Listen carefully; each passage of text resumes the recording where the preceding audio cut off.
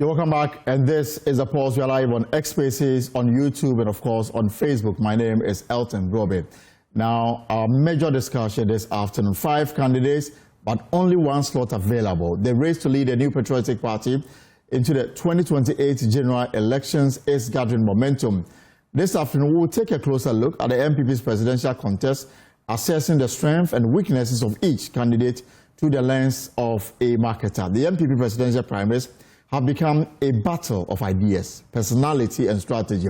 With 5 strong contenders in the race, the challenge lies in who can position themselves as the most marketable brand to delegates and eventually the Ghanaian voter. We can listen to the aspirants after filing their nominations forms. Kwabena, Agyapong, Kennedy Agyapong, Dr. Mahamudu Bawumia, Dr. Bryan, Acheampong, and of course Dr. Adyepong. I am offering myself to be elected as flag bearer because I believe we owe a duty to this party to give her a choice to put forward the most prepared candidate for the 2028 election and the most prepared person to be president in 2029.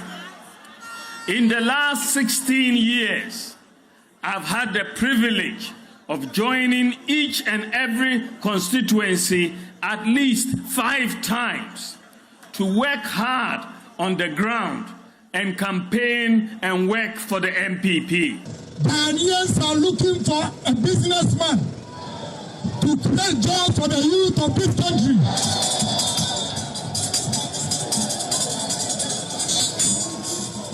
Chobol, we are no more going to listen to rhetorics. We want somebody who can create businesses for the youth of this country. I always say that any human being without a job has no life. Do you want life? Do you want life? Then vote for Agyapong for life. Lent to prosperity. The NPP has a job to do in government. I shall win power and continue with that job. I shall focus on jobs, food security, and infrastructure. For security, you know that's my turf. Today, having now submitted my form to run as flag bearer of the NPP, it effectively means that I have submitted my declaration for unity, for a disciplined campaign. Thus, my supporters, north to south, east to west, must shy away from comments and commentary that smears individuals and ultimately affects the fortunes of our party. With our humility, we are going to begin the process. I know you know me as a former Minister for Education, and I know there are many of you who meet you on the street. And you talk about the work that I did as the Minister of Education. Yes, I am one. Having been given opportunity by the President and all the good father, I began my work transforming public schools. I began my work bringing STEM education to Ghana, revamping teenage education. Now the testimony is there for you to see. I only do evidence-based communication. What I have done is there for every one of you to see. And I'm calling all my other competitors. Let's have a proper debate. Let's elevate the discourse. You know, that's what is important. The Ghanaian people, they deserve to know our views on major national issues. The party delegates deserve to know. So this is not a popularity contest. You understand? So they need to test our views on major issues. And I think that if they submit themselves to a debate, that will be very good for all of us. And it will change the atmosphere that seems a bit poisoned now. Of course, so you heard from the aspirants, all of them, they filed their nomination forms, meaning they are now ready to go to the next stage of the process, and per the party's own rules and guidelines, there's going to be vetting and then to declare them as candidates for the upcoming presidential primaries of the NPP in the latter part of January 2026. And whoever is elected will lead the NPP in the 2028 presidential election, and then the parliamentary ourselves for candidates who will be voted for. Now, the stage is set clearly, and some people pick nominations for they did not return it, including the former member of parliament for Mampon in Ashanti region, Francis Adai Nemo. And he has provided reasons why he pulled out of the race. It's unclear who he is supporting now. Let's try and analyze the strengths and weaknesses of the 5 individuals who have put themselves up to lead the NPP in the 2028 general election. The NPP's aim is to wrestle power from the governing NDC. They will have their own internal issues pretty soon, and when that time comes, we'll be here to analyze the issues. My guest this afternoon to help digest, or better so give a rundown of the 5 individuals are, he holds a PhD in marketing from the University of Professional Studies, also a lecturer and a chartered marketer and founder of the UP Institute. So he is a dying member who believes in the tradition of the NPP, Dr. Razak Agyapong. Doctor, you're welcome. Thank you. Good to see you. Good to see you too. And of course, we'll also be joined via Zoom to help us also do justice to the issues we have on the table. Dr. Kwabena Asante, he is a political scientist of the University of Ghana. Dr. Asante, good to see you and good afternoon. Yeah, good afternoon. And good afternoon to my colleague. We were hoping to have you in the studio, but it looks like some circumstances has put you right now on Zoom. Yes. I'm sorry for that. I apologize. Great. So we are going to look at the individuals, and we are going to go according to how they filed their nominations in that order. So the first to do so was the former General Secretary of the New Patriotic Party, Kwabena Agyapong. We'll bring you a quick profile of him on the screens right now, and then I can walk you through some of the issues regarding Kwabena Agyapong. And Kwabena Agyapong, as you know, is a stalwart of the NPP. He's had his own issues with the party in the past. In 1998, he introduced Nana Adodankwa Akufo-Addo to delegates of the NPP at the Sunyani Congress. Nana Akufo-Addo did not win that Congress. Former President John Kufuor won it. So what you have on your screen now is Kwabena Agyapong, and he is a contestant or bidding to lead the NPP in the 2028 elections. Mr. Agyapong is the former General Secretary of the party. And between 2001 and 2026, he served as Presidential Press Secretary to former President John Kufuor. He is an engineer by profession, and for those in the NPP, his blood is blue. And so that's Kwabena Agyapong for you there. And then he was the first to file his nomination. Let me start with you, Dr. Puku. So you know Kwabena Agyapong? Yes. What would you say are his strong attributes? Thank you very much. What I would say is that he's an OG as far as the 5 people who have filed their nomination. Because as you clearly pointed out, in 2007, he contested for the flag bearership of the New Patriotic Party. I was not fortunate to get a nod. And 2023 was the second time contesting. And so this next year will be the 3rd time contesting. It has been, in fact, when you are talking about committed members of the party from 1982 coming, is someone that you cannot overrule his competence and contribution to the party. But as to whether the delegates of the party will give him the opportunity to lead is another matter. And also as to whether the Ghanaian people will accept him as a president in 2028 is also another matter for this. But if you look at the 5 individuals who are ready to lead the NPP, perhaps 2, you will say that these are in and out members of the NPP without any question. And I think I cannot go past Kwabena Agyapong and Kennedy Agyapong. And Bryan, these individuals, Acheampong as well. Great. So those individuals, you can say that they've been with the party from the trenches up until now. Yes. Isn't that a great selling point for Kwabena Agyapong? It's a unique selling proposition for them. But like I said, and assessing their strengths, you also have to look at the context of the 2028 elections. Because if you look at the 2024 election, the kind of defeat the New Patriotic Party suffered, we need to get a candidate that beyond the delegates of the party, the Ghanaians at large are willing and ready to accept that particular political product. Is that person Kwabena Agyapong? For where I said, and per the analysis that I've done, is not. Why? Because he has some demographic challenges. He also has some other issues, which I think that he might not be the best person to lead the New Patriotic. Kwabena Agyapong is an Ashanti. 2020. He comes from a region which is the backbone of the NPP. The voter population in the Ashanti region is such that anybody who commands that population has already won, if you like. You already have 1 feet in terms of leading the party. Okay. And this is where he comes from. And you say that this person with this strong backing from the Ashanti region is not cut for the job. So based on that particular scenario you have created, then we can say that Dr. Acheampong is the best person. Acheampong from the East. Coming from Eastern region and Ashanti region, two dominant strongholds of the New Patriotic Party. But so if you are basing the argument on the candidate coming from the strongholds of the party as a determinant factor for the delegates to consider such a candidate, then it should be considered maybe Dr. Acheampong, because coming from Ashanti and Eastern region. He is not so much known in the Ashanti region. Ashanti region.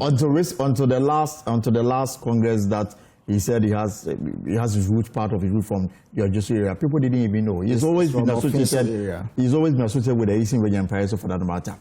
He only revealed his Ashanti lineage because he wanted to lead the NPP, and therefore a lot of people smacks of some kind of hypocrisy. That's not the case. All right. If you go to Ashanti region, he has a lot of investment in the region. If you go to his hometown, he has a lot of interest in that. So we are dealing with Kwabena Agyapong, and let me bring in Dr. Sassan. So, Dr. Kwabena Agyapong is a known NPP, person. There's no doubt about his loyalty, commitment to the NPP, even though he had some issues along the way. You think that he stand a better chance of getting the rank and file of the NPP to identify with him in this particular race? I think so, because if you look at Kwabena, as you have said, he has seen it all in the NPP, a true and true NPP man. He's been with the party at the grassroots, at the party's base, and then with the top echelons. Let us go back and look at how far he has come. One of the things that will not elude the attention of every human being who has followed NPP politics is those who are with the grassroots. Kwabena has been, and he rose to become a general secretary. Remember, the general secretary is a driver of the party war machine. So once you get onto that seat, you become a very solid person, and then per your own workings, you are able to endear yourself to the hearts of many. It's unfortunate how their regime ended, but that is also something that people are looking forward to, that this is a leader we wanted to get closer to him through and through, and then events took a different turn and things happened. But that aside, come and look at him in the days of the PNDC later days, and then as they move into the Fourth Republic, you realize that Kwabena was very, very, very strong on the ground. He was always with Nana Akufo-Addo. I remember in the 90s, I was following the political happenings, because as we were preparing for a democratic era, we saw the work moving with Nana Akufo-Addo, and then later also with the Dubois and all that. So from that perspective, you realize that the party knew him as a son of the soil within the party, from the top brass to the grassroots. Remember, this is a delegate conference, and that party people, first and foremost, want their man to be in the helm of affairs so that they can have access to him and all that, that political capital. Delegates always look forward to that. That aside, if you look at the fact that he also followed Kufuor, and Kufuor won, he became the press secretary. Right. Remember, those who are the press secretaries are those who are privileged to see the workings of government at a top decision level. That you and I will not be there. But he's there traveling with the president around the world, having a discussion, sitting in for discussions that are so germane to the survival of the governance, architecture of the country, and all that. So from those perspectives, you realize that he has also learned the rules of governance, the rules of what diplomacy, the rules of what tax, and all that. Box up with his party experience. I have no doubt in my mind that it's a material worth considering within the NPP. But are there downsides to him? I mean, this is somebody who in the last election was virtually one of the spokespersons for the NPP's flag bearer, Dr. Mahamudu Bawumia, who lost to John Dramani Mahama. He was everywhere with him. Now, we are looking forward to 2028, and he come to what to say that I want to stand and lead the NPP. To what extent does that cast doubts on the competence and efficiency of Dr. Mahamudu Bawumia? No, it doesn't. The political party is organized as a family. And now whoever is elected, whether you are a toddler and you have what it takes to lead the party, and the party said, you stand on our ticket, all support must be gathered and then put behind that person. I'm sure that is the basis upon which he acted, and which is commendable, because not everybody who go into contest and he has lost and want to come and support. So it gives you another side of him, that he flows with everybody, and that he's be able to endear himself to the hearts of many, including those he contested with, and to the extent that he was very ready to support Bawumia. It gives you also another chapter of him, that in governance is dialogue. You are prepared to work with even the devil, in quotes, if you can deliver, if the devil can help you to deliver results. And that is what you need in politics, not that straight jacket person who doesn't bend and is always want to, have his way. Politics is compromises and all that. So when you have people who can do that, then you give them thumbs up. But are there flaws you have identified with him? Oh, I don't have any, but if you are looking at the way he is molded, he's that type of person who will not throw money out. He doesn't believe in that. If you talk to him, and would that work to his advantage? Would that work to his advantage or disadvantage because of the way our politics has been monetized? If that is the case, Mr. Kufuor wouldn't have won election. Way from 1972 when they lost power, Kufuor was running his normal business. He was not a rich man, he wasn't a poor man. But Kufuor had what? Ideas. Kufuor had what? The support. He has charisma. Right. He has everything that helped him. And it was these things, these qualities that people saw and decided to give him the nod. If the delegates want to give Kwabena the nod, they will not look at the fact that he should be the Dangote within the NPP. No. They vote for what? Somebody who is sellable. Somebody who has constituencies. Somebody who can rub shoulder with any person who emerged from the other dominant political party.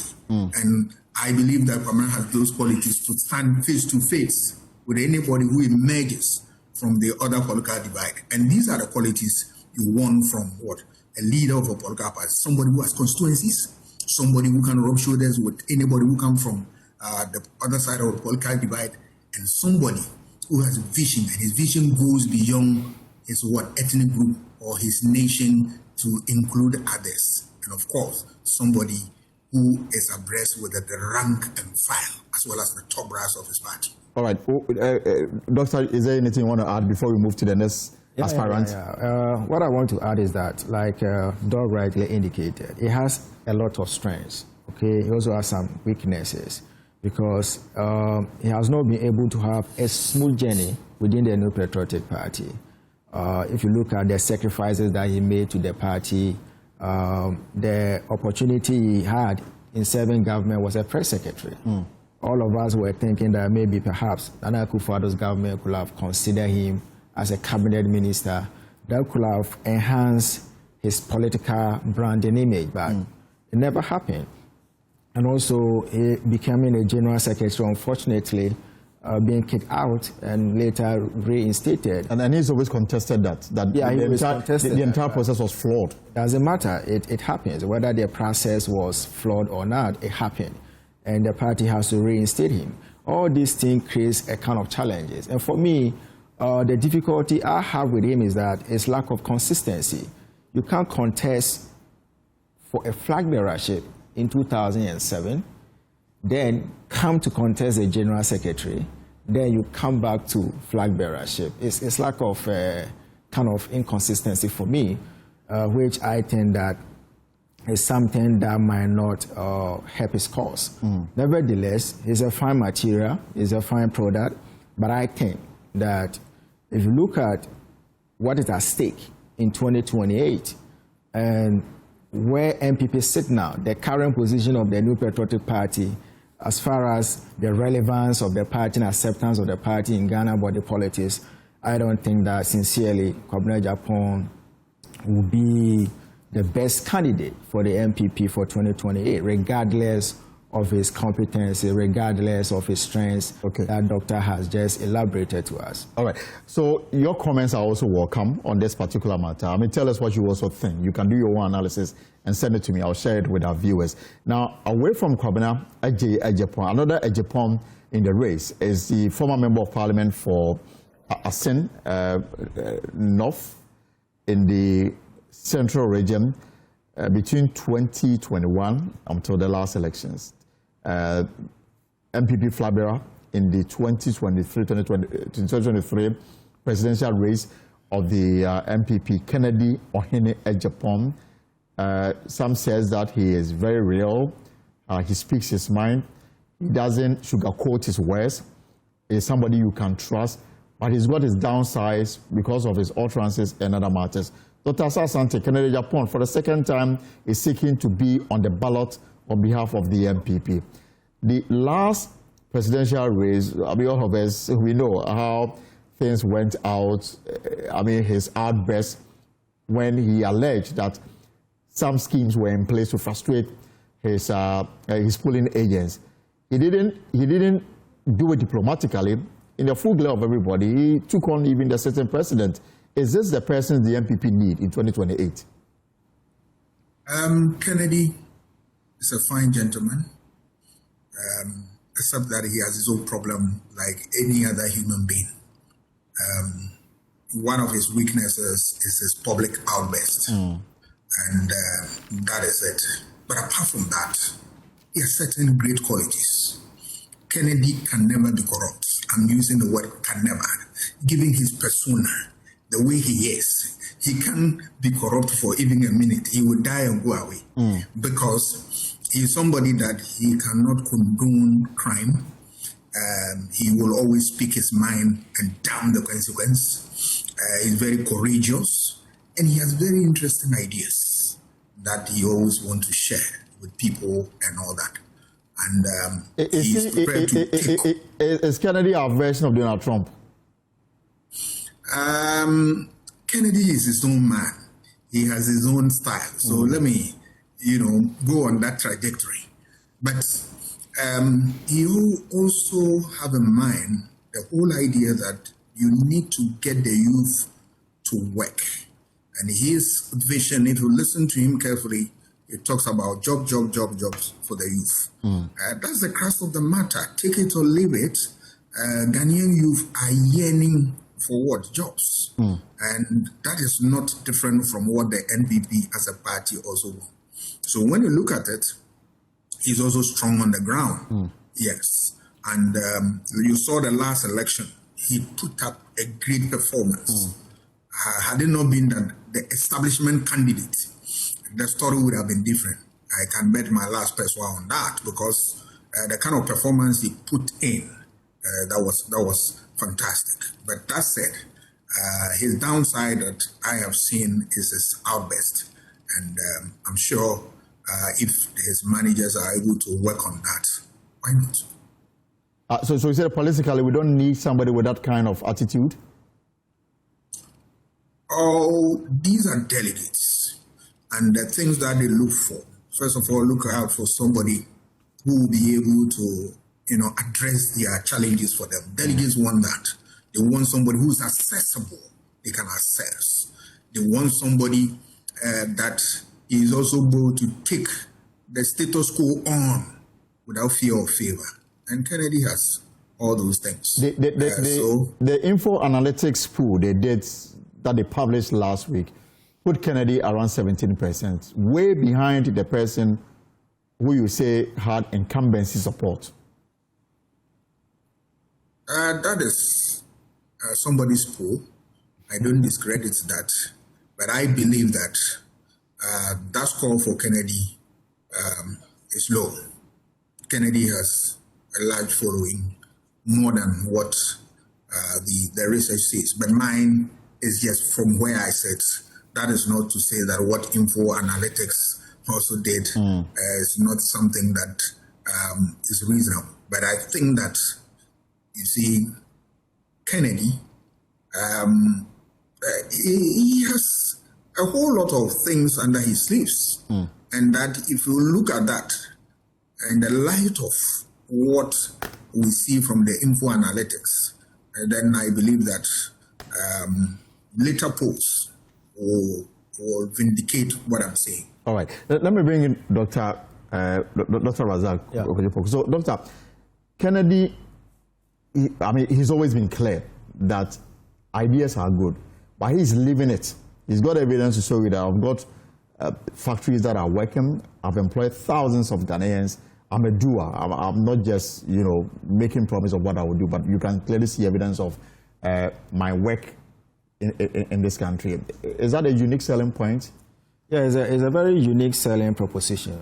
Kennedy Agyapong, just like Dr. Bryan Acheampong, are actually living the ideas that people are talking about, because ideas without implementation is, for me, is just a piece of information on paper, and ideas without financing is useless.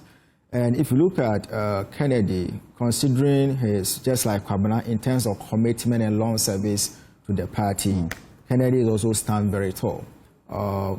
He's a foundational member of the party. The kind of commitment he has made to the party over the years, in terms of advocacy, in terms of resources, in terms of logistics and all that, it's a top notch that you cannot overlook. And also, if you look at the constituents of the New Patriotic Party that make them attractive, it's a business community. In fact, it's a business community that believe that NPP are better managers of the economy. And to get someone to win the trust of the business community back, you need to get a business person. Because if you look at prior to the 2024 election, NPP lost the business community because of economic conditions, in terms of city depreciation, inflation, haircut of people's investment here and there. So the business community at large completely lost trust and confidence in the New Patriotic Party. So for you to get back that constituency to the New Patriotic Party, you need someone with a business background, someone with a proven track record of managing businesses, creating jobs, creating work here and there. But this is somebody who will just pick a phone and fire his employee on radio. And then sometimes he's not even diplomatic with the way he goes about the things. He takes on the former president on radio and then threatening him a showdown. Is it the kind of person we want to lead our country? The instances where choice of words are very important in international diplomacy. That's why we have foreign affairs minister. But you have the minister is the #1 diplomat for the country. But the foreign affairs minister, if you look at the foreign affairs minister under Kufuor's government, Shirley Ayekobochi, he did a fantastic job in the diplomatic community. So being a president doesn't mean that you are going to perform all the rules. But you need a president who can control his emotions. And that is what Dr. Asante thinks that it may play to his disadvantage. Yeah, emotion in what context? Because all the instances that people are saying, these are past events. And sometimes you don't have to judge people by their past utterances or past events. Since today and beyond, what is his posture? What is his character? What is his attitude? That's what you should be focusing on. It's not what someone said 10 years ago, 5 years ago, 3 years ago, or 1 year ago, post the NPP 2023 primaries, after the 2024 election, and now, what has been his posture?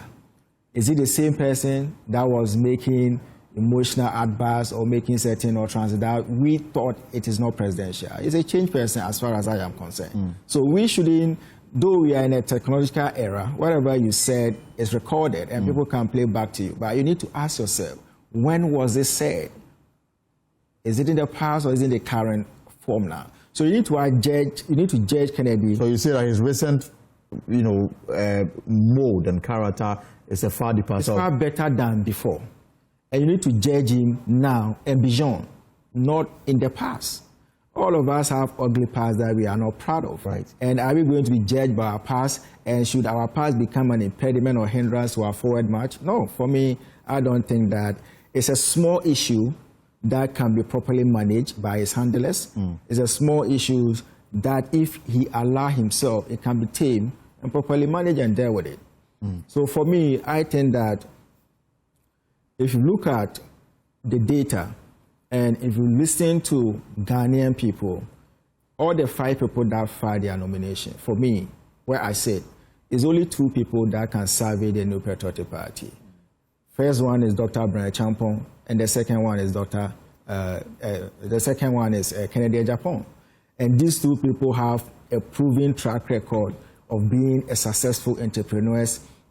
They have demonstrated the capacity and the competency of creating jobs for people, creating wealth here and there. And they have also demonstrated their love for the new Patriotic Party.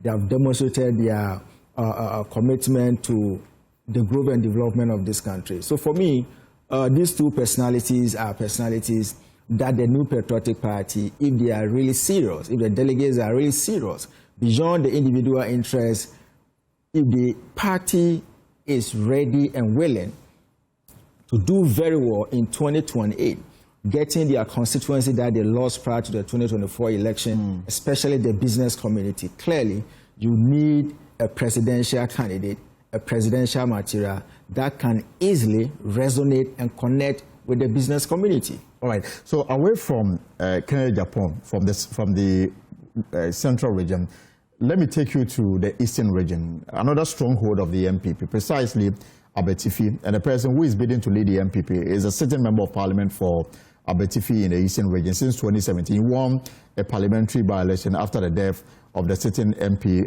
for Abetifi in the eastern region. He served as a Minister of State, worked with national security between 2018 and 2019, Minister of State in charge of Interior Ministry 2020-2022, and then became a Minister for Food and Agriculture 2023-2025. First time NPP flag bearer aspirant 2025. He's a businessman, very well known. He's done business across board from both political parties, NPP and NDC. Dr. Bryan Acheampong is our next in focus. Dr. Asante, I mean, when you hear the names of Bryan Acheampong, one thing that will come to mind is the snitch and this attempt to take over state property. That is how some people will describe it. Is it somebody that you can trust the destiny of the nation into his hands?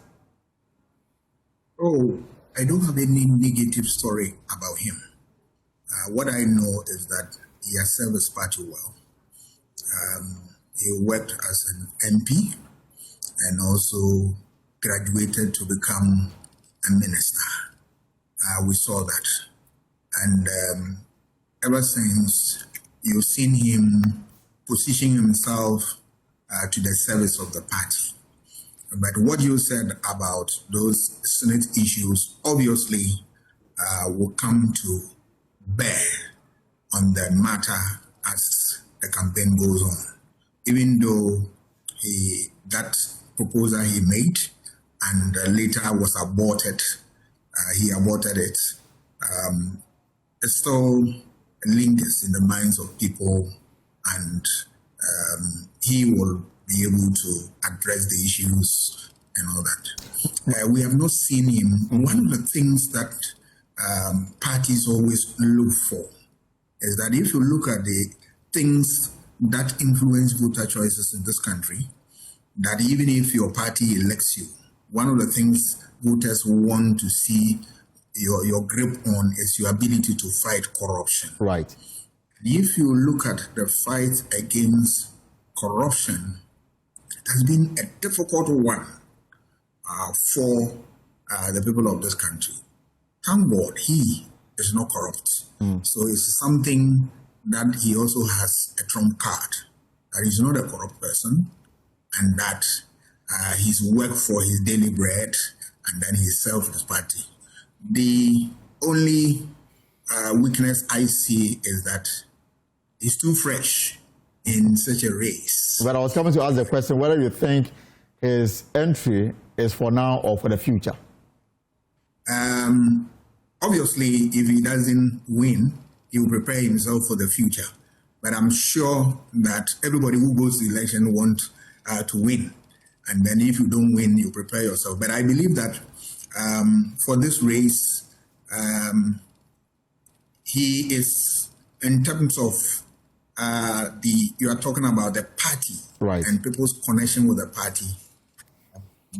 There are others who have a slight edge over him in terms of that. But that aside, you realize that he's a fine gentleman, and then he loves his party and he has served his party well. Do you think his connection in the eastern region? I mean, it's no secret that he was behind a lot of MPs winning their seats. So he started nursing his own grounds much earlier before announcing this particular bid. And then his route is also traced to the Ashanti region. Would that serve as an advantage? It's a plus, but as to whether voters want to stand on this and credit you, sometimes it's a difficulty. Why am I saying this? I'll give you Agyapong's experience. I know from where I said that at a point in time, the party headquarters, all the salaries there, payment there, he was making it when he was in New York. Right. What did we see the last election? All right.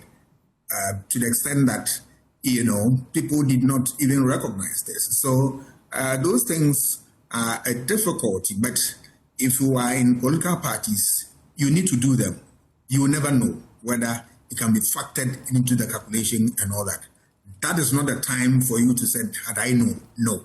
So you do it and see whether you have. But these are some of the things that people do if they really want to, endear themselves to the hearts of many. Because sometimes, the CDD research and all that, political campaign financing is a difficult one. Right. This state has decided not to deal with that issue. So they have allowed individuals to raise resources from wherever they can get and to contest. So more often than not, the number of people who don't have resources and yet they have the potential they want to contest, they don't have what to help out. So if it comes in handy, obviously, it is a plus for him in that score.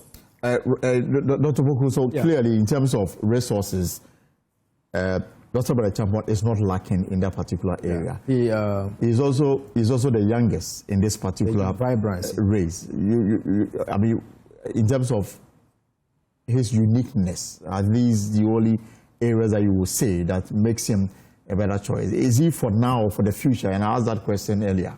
It's for now. That's why he's contesting. I mean, some people come to race to test the waters or to present themselves to the delegates. It's not even well that they are preparing themselves for future elections. I don't think that is testing the waters or he's preparing himself for the future. It's for now, because if you look at his entry into the primaries and the kind of vibrancy that he has ignited, you can't tell me that he's preparing himself for the future. He's in for the race to win the flag and represent the NPP in 2028. And as Doug rightly said, all these things that we are saying, if you have all the qualities and you don't have the resources and the network to mobilize the resources and the logistics to prosecute the campaign agenda, you are going to suffer a big challenge. And now also we need to also understand that the love that the business community, individual business people were having for the new Patriotic Party, the strong affinity of the business community towards the new Patriotic Party has changed because of the performance of the NPP in government the last 4 years. And I don't think that if you elect a candidate, the business community will be willing to come on board, to mobilize resources to support such a candidate, knowing very well how they suffered under the economic conditions of the new Patriotic Party. So you need a candidate that, right from the word-go, he as an individual can easily mobilize resources to prosecute a campaign. He also is in the trenches with the business community, can go and talk to them, apologize to them, work on their hearts and minds, and see how best they can rescind their decisions and come back wholeheartedly and support the cause of the new Patriotic Party. You also need to understand that one of the trump card of the new Patriotic Party was also the elite, the intellectual community. And Dr. Bryan, in terms of personal development, has seriously developed himself well. I mean, looking at his academic credentials, he can easily fraternize with the intellectual or the elite community. So he's a candidate that easily resonate with the elite or the academia or the intellectual community. And also a candidate that can easily resonate with the business community and also easily connect with the youth. And with his background in artificial intelligence, you and I know that where the world is moving now is artificial intelligence. And with his background in artificial intelligence, I mean, clearly he'll be able to hold the economy very well. And previously, I mean, we will come to that particular candidate. Of course. I mean, you can't do digitalization without factoring artificial intelligence, because artificial intelligence is now driving all the world processes of as far as economy is concerned. So for me, I think that is one of the best candidates, the obvious candidate, apart from Kennedy or Agyapong, that the new Patriotic Party should consider as far as the because your thinking is that the party must work to win the trust of the business community. Exactly. You can't present a candidate to the business community that cause them to lose their investment, that cause them to lose their businesses here and there. I mean, they will never have trust in such a candidate. You need to present a candidate that speaks their word, that speaks their language, that understands them, that is always doing similar. But shouldn't that be a collective responsibility? Why single one person up and blame for the mess that the NPP, in your estimation, created in the last election, in the last government? When there's a victory, we give to the one on the ballot. If there's a defeat, the one on the ballot should be blamed, even though it's a collective, collective factor. But you can't take the victory alone and expect people to share the defeat with you. You must also bear it alone, though all of us contributed to it. So I think that Dr. Bryan, even if you look at demographically, is also coming from the two strongholds of the new Patriotic Party. And if you take Eastern region, you have about 33 constituency there. Ashanti region is about 47 constituency. So look at the number of parliamentary seats that we are talking about. If you take Kennedy Agyapong, it's coming from Central region and a bit connection with the Ashanti region. Central 23, Ashanti 47. Look, so all these are strategies that if you are considering a candidate in the last election, you need to factor. Because see, we have 16 regions. For NPP to win a national election, they need 6 regions of their strongholds and 1 swing region to win an election. Unlike NDC, that needs 7 to 9 regions to win an election. So we need to present a candidate in tandem with the winning formula or a winning strategy for the party, not just presenting a candidate. Because the candidate should be supported by election winning strategy. And as the candidate that you are considering, is this someone that can easily thrive on the winning election strategy that the new Patriotic Party has executed and be successful with 4 elections, 2000, 2004, 2016, 2020. All these are factors that you need to consider when you want to give a nod or an opportunity to an individual to lead the party. You think that based on that, and I'll also share some of the text messages with our viewers. You think, I mean, based on this trajectory that you just mentioned, take take Dr. Bawumia out. You think that in 2024, if Bryan was the candidate, the NPP defeat would have been different? Even if NPP will have lost, it will not be that magnitude. If Kennedy was a candidate in 2024, even if NPP have lost, it wouldn't be such a magnitude. Let me just share some few text messages here, and I'll do so right. But let me just a bite with Dr. Asasante, just a quick one on Bryan Acheampong. I mean, his recent comments. Let me just share some few text messages. His recent comments regarding, Dr. Bawumia failing to bring the votes from his home region. I mean, some have described it as too tribalistic. Will this affect him going forward? That comment, I listened to the tape and listened carefully. And that portion about religion and ethnicity, I didn't get it clearer. On that basis, I cannot attribute that to him.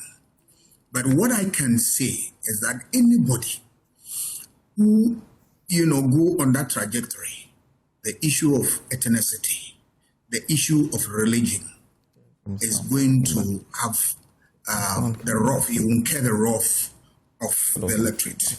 Why am I saying this? People, I don't know where they get the views, but if you are alive to the literature of voter choices in this country, ethnicity and religion, they play very, very minute role in Ghanaian politics. Let's start with ethnicity. If ethnicity is anything to go by, Dr. Bawumia wouldn't have led the NPP because he coming from the Mule Dagbani ethnic group, coming to lead a dominant political party driven by Akans. Obviously, he wouldn't have won. But he won, hands down, in all their polling stations, including Ashanti region. Remember, in that contest, the people who contested him were 10. The 9 in his part making 10. 9 were Akans. 1 Asen, which is Kennedy Agyapong. The rest were Ashantis. He beat them on their own background. It tells you that the people who voted for him look at other factors as opposed to what? Ethnicity. Come to look at even the nation, the state. Before Bawumia came into the fray, you realize that the two dominant parties have been led by Christians. So you ask yourself, who were the other ethnic groups voting for? They were voting for what? The Christians. So ethnicity is not a factor. Religion is not a factor. Because if that's the case, Muslims, all of them in this country would have stood and voted for him. But it didn't work that way. It tells you that Muslims consider other factors as opposed to religion. They're not looking at it. In fact, to say it bluntly, what people consider in this country is bread and butter issue, the economy. Fight against corruption, infrastructure development, unemployment, and all these things. When the economy improves, it robs off all the other sectors. So as soon as the economy slips through your finger, you are what? Thrown into the lake of fire. That is what happened.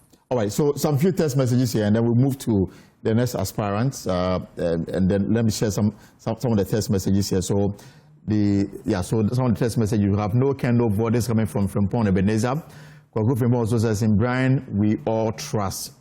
Let me see if I can bring some text messages here.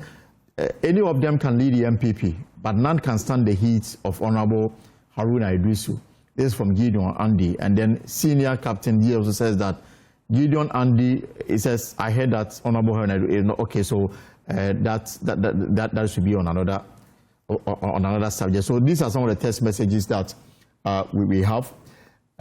This is sort of pause here on Joy News, and we are looking at the aspirants who have filed their nominations to contest the NPP presidential race. Now, the next to present his documents to the party yesterday, 2 days ago, is a man who is not new to the NPP race. In fact, he was first selected as running mate to Nana Odankwa Akufo-Addo in the 2008 general elections. The NPP lost. They won the first round and then lost to the late Professor John Evans at Mills. Before that, he was into banking, served as deputy governor of the Bank of Ghana. And from the words of people like Dr. Kanatefa and a few other individuals, he was virtually dragged into the fold of the NPP because Nana Addo Akufo-Addo needed somebody with strong economic background to help him prosecute the agenda of state if he won. And so that's how come some discussions went on. Dr. Bawumia came in. And according to the former General Secretary of the party, Dr. Mr. Kwabena Agyapong, a lot were done to secure his membership in the party. Fast forward, he's become a darling boy, if you like, to some in the NPP. He has served as vice president between 2017 and 2024. He went solo as the party's candidate in the 2024 elections and brought the NPP its biggest electoral defeat in history. Today, he is bidding to lead the party again in the 2028 election, saying that he is the best choice. Some said he's the most marketed, and some said the NPP has a better chance of reclaiming power under Dr. Mahamudu Bawumia. But what do you say? First, Doctor, you appear to think that Dr. Bawumia may not be the right choice for the NPP. And yes. Let me give you the opportunity to explain why.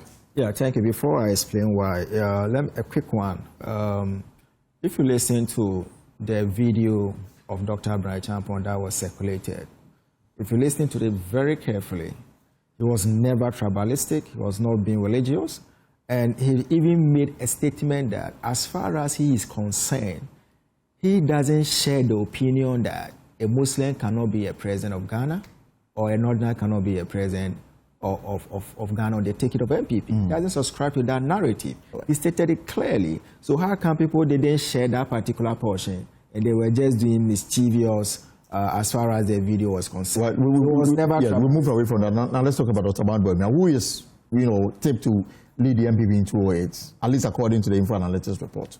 Which a report that I have already indicated to you that I don't trust that opinion poll. His Excellency Dr. Mahamudu Bawumia is a fine gentleman, no doubt about that. Is someone who has been fortunate to be a running mate 4 times as far as our democracy and electoral process is concerned. Because if you look at all the other vice presidents, he's the only person that has been nominated 4 times. Aliu Mama was nominated 2 times, and the current vice president 2 times. Aka had only 1 shot with Rawlings. And that was even because of an alliance that existed between the PNC and the NDC. And Mills also had a 1-shot partnership with Rawlings. Mahamudu once, Alhaji Mumuni once, and John Mahama once to Mills. So he's the only person that has been fortunate to be a running mate 4 times and be marketed for 16 years. 8 years as a vice president, 8 years as a running mate from opposition. And prior to 2016 election, he introduced a different approach as far as our politics is concerned, of holding economic lectures, punching holes into the governance of John Mahama, setting 170 questions to the then vice president and all that. So people developed a certain kind of confidence and trust in him. But Elton, the point is, to judge someone, you need to match his words with that power and his performance with power. Whatever you said with that power, when you were given the power, what was the situation? You are having a problem when the dollar was $1 to 4 cedis. Hold several economic lectures about it. The business community were excited about it. They developed that, indeed, this is a candidate that we should give an opportunity to unseat John Mahama's government. But when the NPP had the opportunity, the last 4 years before exiting power, what was $1 to a cedi? So if you were making noise, at the time $1 was $1 to 4 cedis, and you expect the Ghanaian people to accept your narrative that $1 to 17 cedis is better than $1 to 4 cedis, you are not being honest to the Ghanaian people. If you criticize Mahama's government of going to the IMF as being incompetent, and you ended up at IMF, and even with the situation of haircutting people's investment here and there before you were even able to qualify for the IMF package, and you still create a narrative that your IMF deal is better than John Mahama IMF deal. You are not being sincere to but at that time, there was a global recession because of COVID-19 and the Ukraine-Russia war. Every country suffered it. The IMF is on record to have said that the entire globe was under economic distress. The US, for example, IMF, interest rates went up. They are still yet to settle. To what extent did the inflation and interest rate of America went up higher as compared? You can't compare Ghana and the US. But in terms of size of economy. You cited COVID-19. You see, the Ghanaian people are becoming wise. Okay? The COVID-19 was a serious global pandemic that actually affected the economic foundations of various countries. But during that period, okay, people also would question what was the resources that was given to you in that particular moment to mitigate that particular challenge that you face. What did, in terms of accountability, why did you make use of the money? Okay? And even when you cite Russia-Ukraine war as an example of being the reason why you couldn't perform the way you were supposed to perform, at that time, the countries around Russia and Ukraine, they were doing better. Okay? So it might not be a good example that Ghanaians will buy into that narrative. Do you understand what I'm saying? I'm listening. So on the exit of the new Patriotic Party, Russia and Ukraine, are they still fighting or they have stopped the fighting? Oh, as far as we know, the fighting is still ongoing. It's still ongoing. But why is it still doing well better than when the NPP was in power? And when people question their performance, we saw Russia and Ukraine on COVID-19. So politically, you think what is not the best president? It's not, because also, of this record. No. Some few minutes ago, on the economic few minutes ago, when I asked you about collective responsibility, you said when victory comes, the arrowhead take all the credit. Yeah. Why would you want to blame Bawumia for the mess? Not Nana Akufo-Addo. Nana Akufo-Addo. Was Nana Akufo-Addo on the ballot? Did Nana Akufo-Addo led the government for 8 years. He exited. Bawumia was going to start his term. See, when you do that, you are doing disavowing communication. No, at all. You laid the foundation that when victory comes, the arrowhead take the credit. Nana Akufo-Addo was not on the ballot. Nana Akufo-Addo never said, when the fundamentals are weak, they're saying you will expose you. Nana Akufo-Addo never said, I've arrested the dollar and given the keys to the IGP. So in this case, it's collective responsibility. Okay, so you can't blame Akufo-Addo. No, I'm saying in this case, as far as your own narrative is concerned, this is collective responsibility and not the arrowhead taking the blame. And per Dr. Mahamudu Bawumia, he made us aware that Nana Akufo-Addo, in fact, gave him the opportunity as head of the economic management team to steer the affairs of the country. He said that. Okay, so when you are put, like NDC government, for instance, where is the economic management team? Who is the head of economic management team? Governance is not about noise making. It's about deliverables, okay?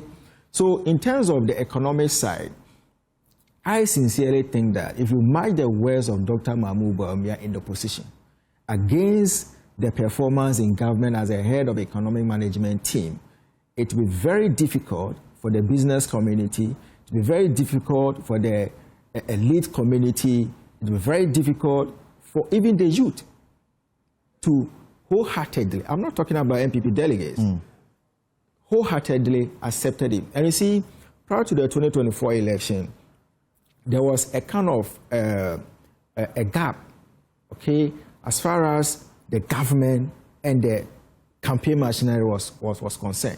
You see, the campaign communication team was just led by the surveillance specialists, in the sense that credit all the achievement and success to the candidate, completely dissociate the candidate from all the failures of the government when it's necessary to do so. You don't do that.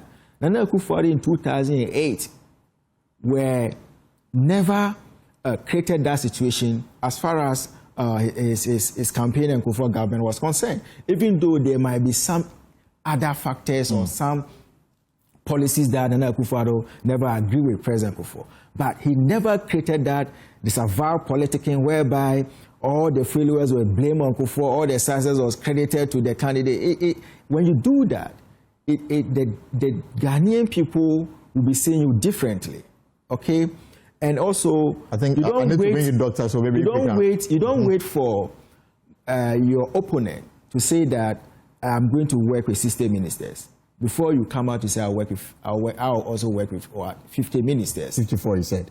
50 ministers. 50 ministers. Mahama says 60 ministers. And he said 50. And he said 50. You don't wait for Mahama to come and say, I'll cancel your levy. Before you also come and tell Ghanaian people, I'll cancel your levy. For Mahama to say, I'll cancel sports betting taxes. Before you come back to say, I'll cancel sports bet. When you do that, there's lack of consistency. Okay? And the people will question you. Then you are the sitting vice president. Why don't you tell your president to get this thing done before the elections?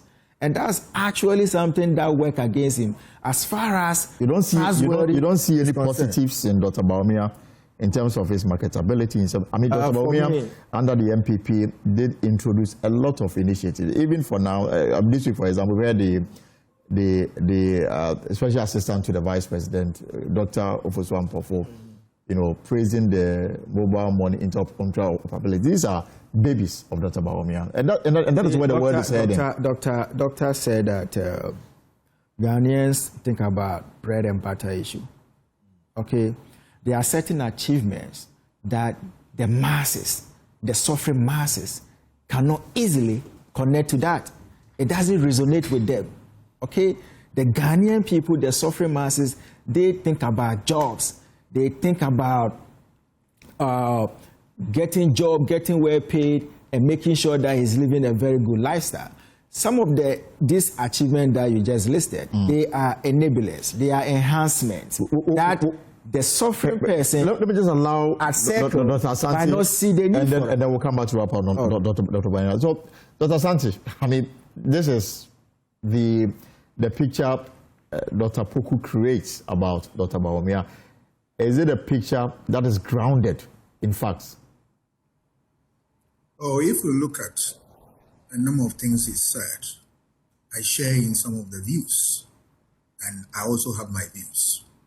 If you look at Bawumia, from academic standpoint, excellent scholar, from his track record as a public officer, the Bank of Ghana, and the rest of them, all the good works, we still would salute him and all that. But you see, one of the reasons that, flag bearers consider in selecting a running mate is that there are about 3 or 4 reasons. You come and augment the ticket. You will be able to win places where the president is weak. Right. And of course, you will bring your knowledge to bear on the work of government, which the president doesn't have. If you look at this, he was brought in as the Adam Smith of our time to be able to help and support the president who is, not strong in economics, right, and that he will come and fill that void. He came in and he led the economic management team. The economic story is what we saw, that we had to go to IMF, that inflation took a better part of our lives, that nuisance taxes, which his lectures have condemned, were still existing in our books. If you look at all these things, then you look at it from the point of view that he won. He also stood for the election, and then he lost that miserably. Then he gives you an idea that there are a lot of homework that he has to do. Because look, if the NPP put him there and he's going to campaign, he's going to be confronted with his past. That is the tips. Workers are suffering and all that. They ask him, in your time, what happened? Remember, the last days of that government, you saw how virtually all workers of this country were up in arms against the government. Strike upon strike, demonstration upon demonstration. For us, as political scientists, it's an early warning signal that, hey, government is going to slip through your fingers. You saw intellectuals coming out to speak vociferously against the government, against government policies. States that collapse, that are weak, those who speak are what? Intellectuals. They speak for the needy, the vulnerable. Not only that, he is going to be confronted with the fact that, from where I sit, I know that some of the issues he gave his advice, right, but it fell on deaf ears. But the question is that why didn't you resign your position? Because we have seen under, in President Kufuor when he was the PNDC, and he saw the focus and direction of that government and said that enough is enough. I move away. And then they formed what? The new Patriotic Party, and the rest is history. That is the mark of a leader. And a leader that when the going gets tough and you are able to sense a certain danger which will affect your political credibility, you shy away. He didn't shy away. What is so painful also, which will come back to what haunt him, is the fact that every good thing, if you look at the government under Nana Akufo-Addo, the last thing, almost everything that was good, they credited Dr. Bawumia. And he jumped to it. But the problems of the government, he was not prepared to share. Remember, he said that he was a driver's mate. But remember, he wasn't, because we select a running mate on condition that in events that the president cannot continue, you step into the shoes of the president. So on what basis are you saying that you are not a part and parcel of the government? But when it comes to credit, you jump to it. And these are the things that are going to confront him. And it's not going to go away. Remember the last election? NDC played all his tapes, his lectures, beautiful lectures to him. And then he said, compare to what happened when he was in office. They are going to what? Because history, you can't do away with history. History is the dialogue between the present and the past. You cannot make meaningful discussion in the future when you don't know the past, because the two are connected. But Doctor, looking at, I mean, opinion polls that we can point to, and the general feeling within the NPP that he stands to be somebody who is likely to win. You think that in view of all the things that you have enumerated, including Dr. Opoku, it will be suicidal for the party to present him? I'll leave that judgment for the voters. But what I am saying that these things that I am pointing out, when is even the party decide to elect him, and the national level, he's going to be confronted with this, with his past, his tapes, his beautiful lectures on what happened to his government. They are going to look at. They are going to look at the fact that he gave advice to some, the government. Government didn't listen, and he continued to be in, and he said, I'm not part of it. And we struggle to understand that. He's going to also be confronted head on with how he lost, and lost heavily. And in fact, within the NPP, he is the one who has been a flag bearer and has lost so, heavily. And what explains that? You ask yourself that, what has changed that you think that the voters within the NPP are going to give him the nod? And then when it gets to election, what is it going to present if he's the one elected? That is going to draw the people closer to him, about 1.5 million votes apart. What are the policies he's going to introduce to Ghanaians now that he's in opposition? He can't introduce any policy. So he's going to rely on what? Their past. Remember, politics is nothing but a contest of ideas. Right. What new ideas is he bringing? And then referendum of your work. So politics is a contest of ideas and referendum of your work. What work is he going to show? The last inflation figures, is that the one he's going to show? The last defeat in the election in all NPP stronghold, is that what he's going to show? The last of the corruption perception index of the government, which they over the years have made noise that Muhammad's government was the worst corrupt government. But you saw the figures, Nana's 8-year regime, Muhammad's figures were extremely very good now. These are the issues. He himself is not corrupt, but he's going to be confronted with the issues of the sense of his government. Take it or leave it, whether he likes it or not, he's going to this is clearly a tall order. Some few text messages here, and then we'll conclude on Dr. Yawadichum. Stephen says Dr. Bawumia is a rebranded failure. That's according to Stephen. I've got this one also says, this is coming from Wakami Awuzuki. So Dr. Bawumia is the most winnable and easy candidate to win the NPP power. We know how winning politics in the country works. Every president of this republic either tried once or more before getting the power, except J.J. Rawlings, the former president. There's also Bernard, that someone says, we need Ken, not Bawumia. With Bawumia, NPP will get 28%. We don't need him. We need a winnable candidate like Kennedy Agyapong. So these are some of the, and there's the last one here. This is for Mohammed. Dr. Asante, tell me where Bawumia said he was not part of the problem. And then those are some of the comments of Mohammed HC. The last to present his nomination forms, he started as a former Deputy Education Minister, became Education Minister. He's a Member of Parliament for Bosomtwe in the Ashanti region. Some say he's very calm and gentle, but are these attributes enough for him to lead the NPP? Dr. Yao said Acheampong is next. Dr. Poku, Dr. Acheampong. So we are done with the other one. We'll come to wrap it up, and then you can tell me what you think. But let's spend some time on Dr. Yao Acheampong. Dr. Yao Acheampong, that is first at entry. Yes. Okay.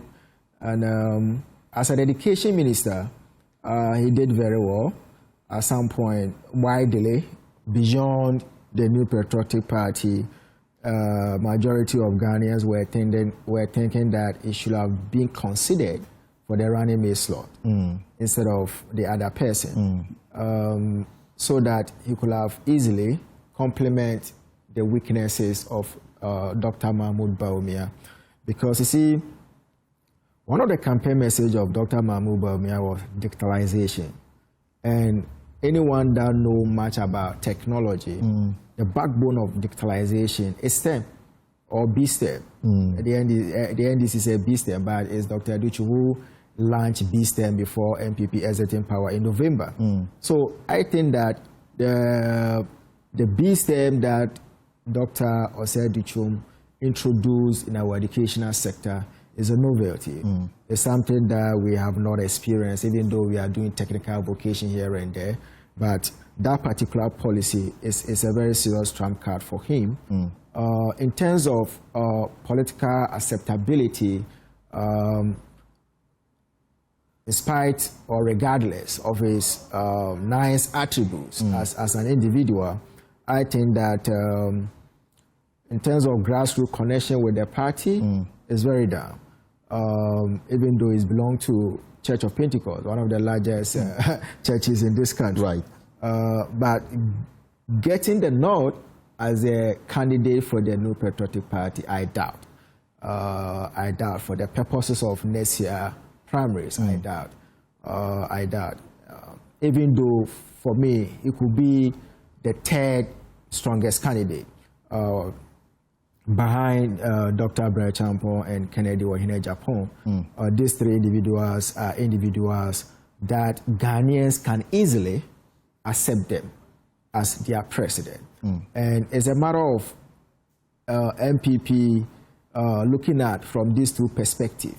Do we just need a flag bearer with a mentality of contesting election for 3 times before becoming a president because of history?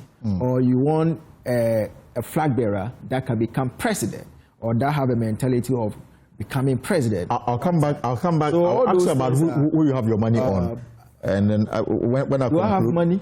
No, yes. And then yes. So Dr. Acheampong is a fine gentleman in terms of intellectual, in terms of policy-wise. Like the stem I said, it's a very strong trump card that the NDC government is even trying to replicate across. So, but in terms of political strategy for 2028, is not the best person for the new Patriotic Party. Dr. Asante, Dr. Acheampong. Yeah, Acheampong, before I come to Acheampong, one of the text messages said that Bawumia didn't say that he's not part of any problem or not. Yes, it's true. He did not say that directly, but he said that he is a driver's mate. He was a driver's mate. And a driver's mate is that by inference, you are saying that the whole business was the driver, not me.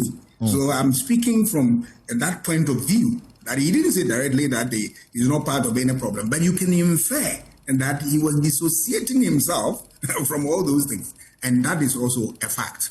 Let me move on to Acheampong. Acheampong, a fine gentleman, you saw his credentials and the work he did in the education ministry. Fantastic. Right. Yes, he did a great job. And I must say that all the candidates we have put together that we are discussing today, none of them is corrupt. And he is also not a corrupt person. Because it's one of the things people watch a very fine gentleman, soft-spoken. He has ideas and he shares his ideas and all that. But the things that are going to confront him are the issues of what? All the effort that he did in the education ministry. He left office with 2 students still studying under 3 people. That problem, his team will have something to tell us about that, because that is a story. And that in this age and time, we have all the resources in this country, and we can spend a little to put children on, benches and chairs to study. That is a difficult one. So he has to, his team will begin to work on that, and then. But apart from that, he's also young in this enterprise, and that if he doesn't win, he has the future well ahead of him. He can package himself and come and all that. But I can say that he's also a fine gentleman. He has served, within a short time, he has been able to work as if that he's been in a party for a very long time and he's been so prominent. But it's because of the work that he has put into Politics can be full of tricks. I mean, do you get a sense that some of the aspirants are in this race for their own, benefit? For example, I mean, Dr. Agyepong, for example, was considered for running mates. In fact, the running mate issue became even more contentious than even selecting a flag bearer for the NPP in the last election. And some are suggesting that, I mean, the 5 who are bidding to lead the NPP, some know that they will not win. Are we likely to see the situation where maybe in the run-up to the election, some may pull out and then throw their support behind a particular person, and then get that particular person to say that if I'm giving you this support, then you have to also give me this in return? Could this be the motivation for some of them? In political science, we say who get power, who get what, when and how. How you get political power, it doesn't matter. Strategy is applied. Resources are applied. Messages are applied. What I Christian as what I RSM, your resources, both human and material. You need to be able to use them to drive the campaign. And if one of the things you want to do is to be able to go into alliance or coming in last minute, chicken out, just to create opportunity for somebody, it's a strategy. And then people will employ them. What type of message can you give so that it takes you off the course, and then you create opportunity, you build a certain foundation for somebody to step on? All these things are going to come to play. But at the end of the day, what we should not lose sight of is the fact that the party is going to look for somebody who has what? Constituencies. And by constituencies, what am I talking about? We're talking about the people that you can relate to, the people that they see you as what? A better person, they are prepared to vote for you and all that. If you look at all of them, you take them one by one. Right. Like you take Kwabena Agyapong. He has a lot of constituencies. Constituency with the intellectual community. They see him as a fine gentleman. Constituency with the party boys, the foot soldiers, the Togras, the rank and file, all of them, they see them as their man, a party man through and through. Apart from the constituencies, we are talking about his region. Right. Because take it or leave it, in Ghanaian politics, we call what? Regionalism in Ghanaian politics. It's a factor. The region one hails from. That is the rationale behind the framers of the Constitution, who say that ministerial appointment should reflect a regional character, right, or a national character, that kind of thing, regional balance. So you can discount that one also. Issue of marketability. Yes, you are going to sell the person, but the person must first of all be popular.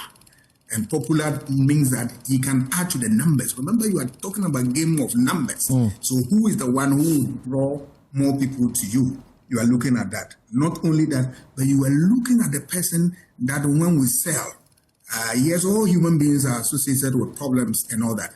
But which of them has less problems that we can package and we can handle so that it doesn't become an albatross around our neck? And of course, we also need somebody who can rub shoulders with anybody who emerge from the other side of the political divide. You want somebody who can stand toe-to-toe with that person. He will not be a minnow. And if you look at all these things, you are going to weigh it against all of them. But I tell you, you can have resources, but are you able to link up to the masses, the rank and file, the top brass? What are your records? Because politics is what? A contest of what? Records. Right. What have you done for the party? What have you done for your state? What are the ideas? It's a contest of ideas. What ideas are you sharing? And all that. So it's going to be very, very interesting. These are going to be the standard, the canons that are going to use to measure. Dr. Hassan, with just 5 months to go, who do you think is in the lead and who is just, occupying space? This question, I need to consult the because I've not gone to the field. Okay. I will not be able to stick my neck out. But I'm saying that these canons are going to be used. One, your popularity with the party, because charity begins at home. And remember, it's not a national contest. It's national in the sense that every part of this country who are members of the NPP are in that category or that bracket who are supposed to vote are going to vote. But it's what? A family thing. So are you recognized within the party as what? As a party man or as a friend or as a passerby? You are just passing through. They are going to use that. How are we going to market the person?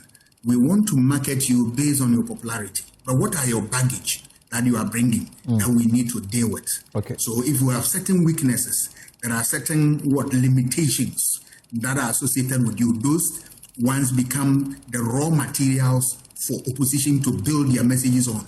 If you have too many, obviously, common sense demand that you have to throw that person away.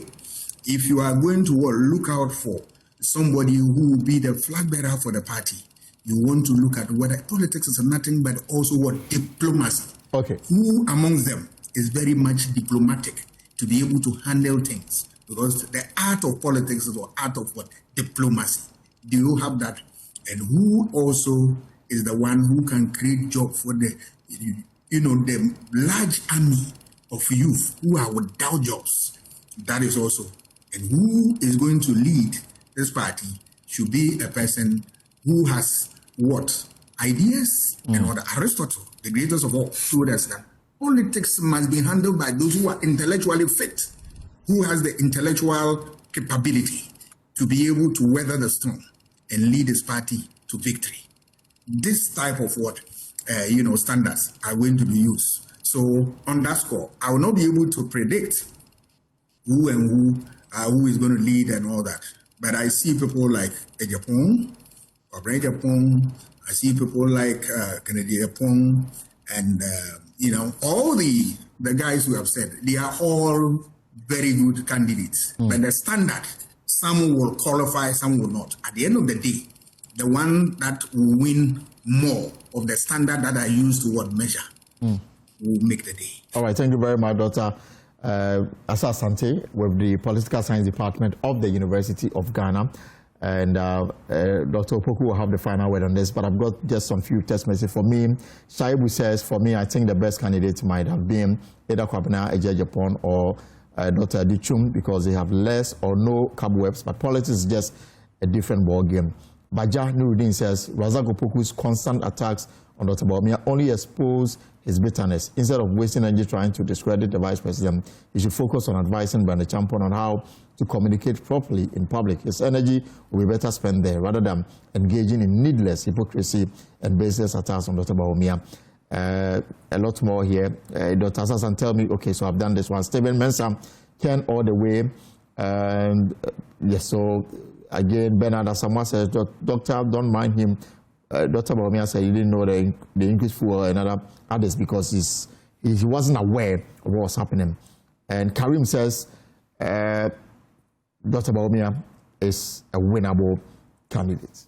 Yeah, Elton, I mean, one of the texts that you just read, I haven't attacked anyone. And even per Joy News, the highest standard per editorial policy, do not allow me to attack anyone. Right. I just stated facts as they were.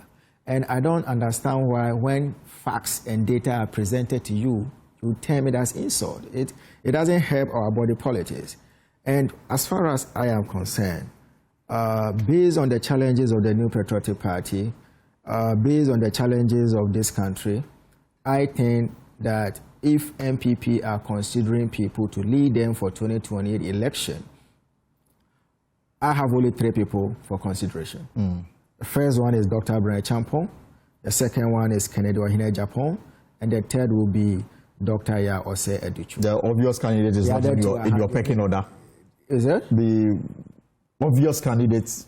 Yeah, that's what I'm saying, that based on the challenges of the new Patriotic Party and based on how the position of NPP as they stand now and based on data and facts, because Elton, since 1992, 8-year cycle of change of government, we have experienced it 4 times, 2000, 2008, and 2016 and 2024. If you look at the data, okay, let's take Professor Mills, for instance. Professor Mills was the first sitting vice president to make an attempt to succeed his boss. What was the outcome of the 2000 election? Mills used just only 4 years, 1986 to 2000, to market himself to the Ghanaian people. And NPP was going into the election with great alliance, okay, with Gusitando, all of them exiting from the NDC and formed their own party. But that particular election, and even with the challenge of pseudo declaration, creating serious apathy and divisions within the NDC.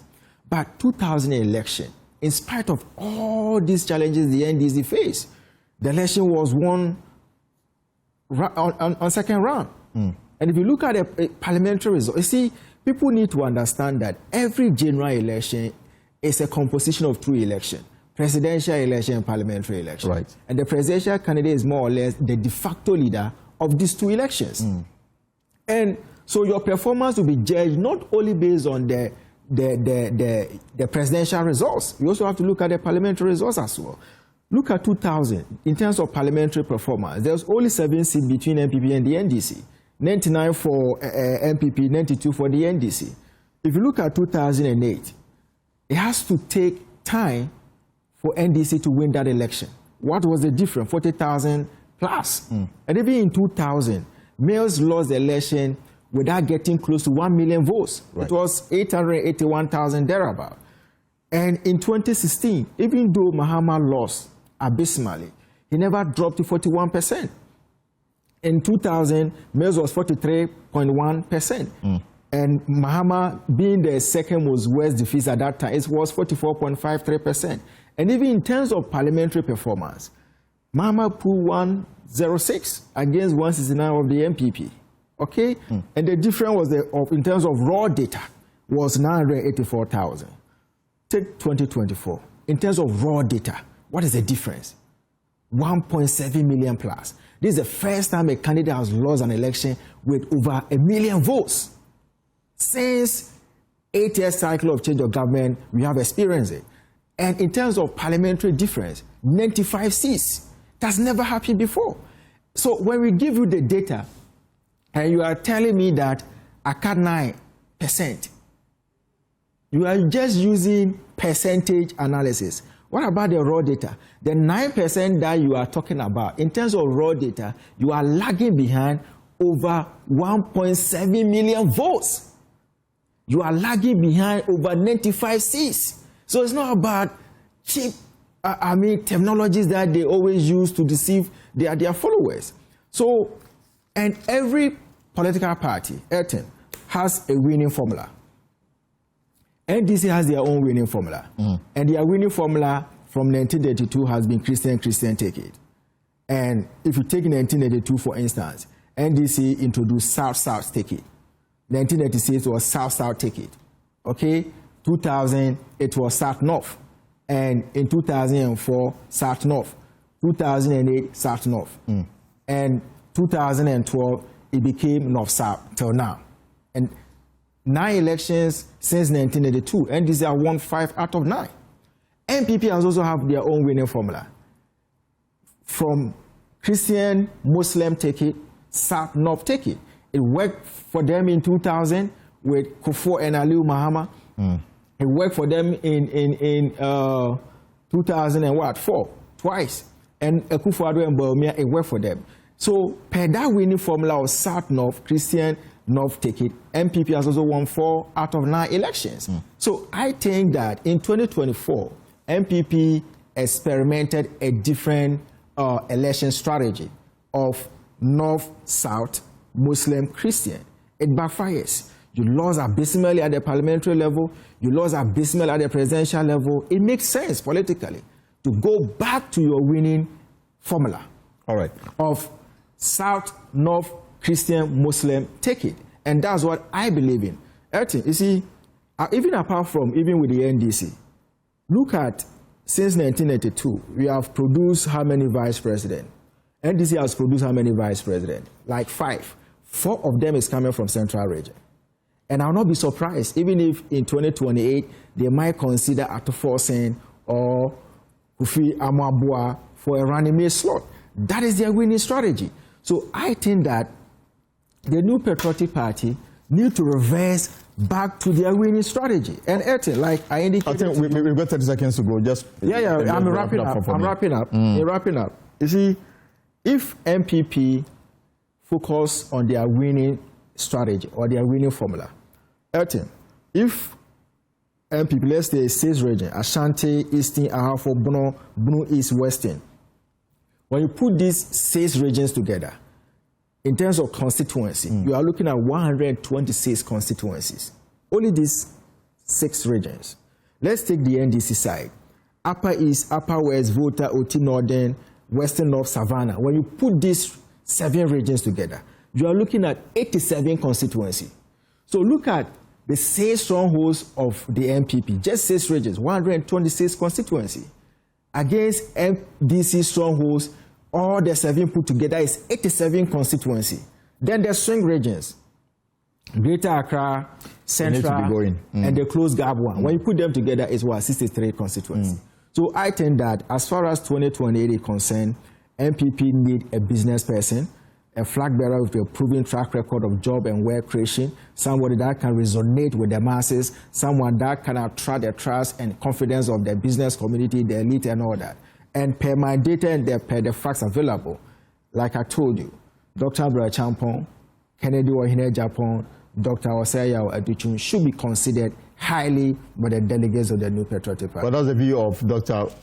Razak Kojopoku. He is a chartered marketer and, of course, a lecturer. We'll leave it here for now. We'll leave the judgment to you to decide. The NPP, they've got 5 months to elect a flag bearer for the 2028 elections. That Congress is coming off in January 2026. What will be your choice? Well, that's for you to decide. We'll take a short break here on the pause. When we return, we'll have other stories before we wrap up.